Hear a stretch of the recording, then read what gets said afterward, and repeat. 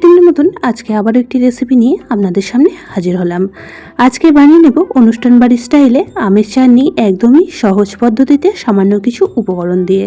নমস্কার বন্ধুরা, মাই কিচেন মাই ব্লগে সবাইকে আবারও একবার স্বাগত। তার জন্য এখানে আমি একটা আনারস নিয়ে নিয়েছি, আর আনারসটাকে এখন খুব ভালো করে খোসাটা ছাড়িয়ে যতটা পরিমাণ চাটনির জন্য লাগবে আমি এখান থেকে নিয়ে নেব। আনারস কিভাবে কেটে নিতে হয় আমরা কম বেশি সকলেই জানি। তো আনারসের খোসাগুলো ছাড়িয়ে নিয়ে যে চোখগুলো থাকে অবশ্যই করে চোখগুলো তুলে ফেলে দিতে হবে। আনারস কিভাবে কেটে নিতে হয় একটা ভিডিও আমার চ্যানেলে আগেই আপলোড করা আছে, তো সেটা আমি ডেসক্রিপশন বক্সে লিঙ্কটা শেয়ার করে রাখবো, আপনারা চাইলে সেইখান থেকে দেখে নিতে পারেন। তো এখানে আমি চাটনির জন্য যতটা পরিমাণ আনারস লাগবে একদমই ছোট ছোট পিস করে কেটে নিয়েছি। এখন গ্যাসের মধ্যে একটা কড়া বসিয়ে দিয়েছি, আর কড়ার মধ্যে কেটে রাখা আনারসগুলিকে প্রথমেই দিয়ে দিলাম। খুবই সহজ সাধারণ একটি রেসিপি আপনাদের সাথে আজকে শেয়ার করছি। সকলেই হয়তো বানিয়ে থাকেন, তবে আমি আজকে কিভাবে বানালাম সেটাই শেয়ার করলাম।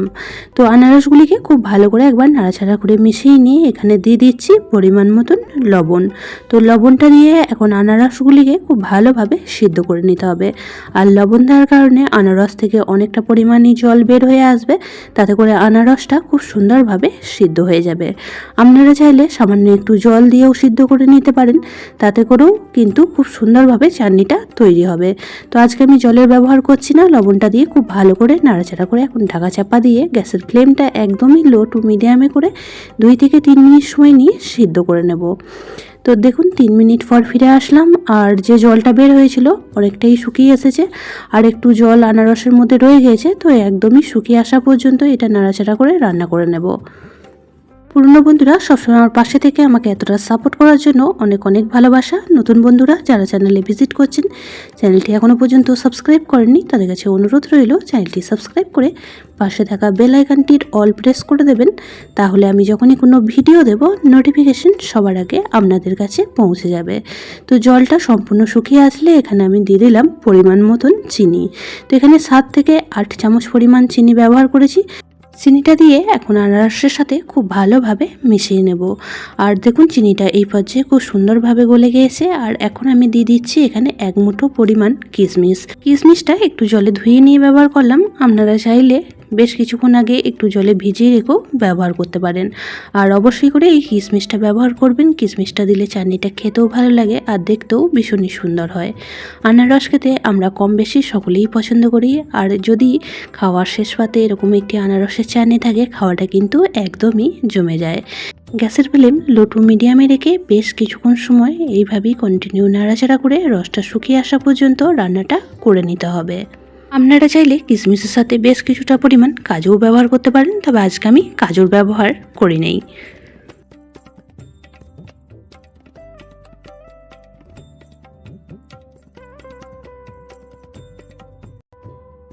রসটা অনেকটাই শুকিয়ে এসেছে।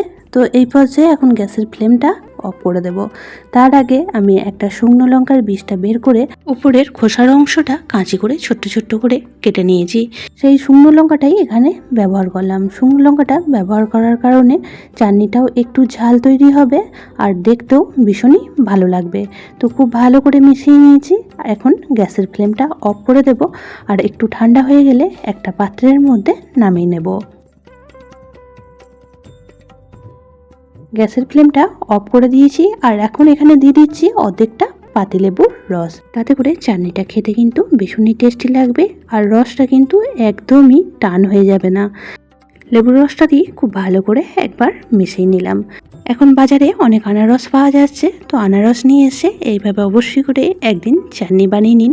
খাওয়ার শেষ পাতে যদি এরকম একটি চাটনির রেসিপি থাকে খাওয়াটা কিন্তু একদমই জমে যায়। এইভাবে চাটনি বানিয়ে নিয়ে ফ্রিজের মধ্যে স্টোর করে রেখে দিয়েও খেতে পারবেন 1 সপ্তাহ ধরে। ভীষণই টেস্টি খেতে হয়। তো অবশ্যই করে একদিন বানিয়ে ফেলুন, আর আমাকে কমেন্ট বক্সে জানাতে ভুলবেন না যে আপনাদের কেমন লাগলো। যদি রেসিপিটি কোনো অংশে বেশি ভালো লেগে থাকে তাহলে একটা শেয়ার করে দেওয়ার অনুরোধ রইল। সবাই খুব ভালো থাকবেন, সুস্থ থাকবেন। আবারও দেখা হচ্ছে অন্য একটি নতুন রেসিপি বা ব্লগের সাথে। ততক্ষণের জন্য সবাইকে টাটা।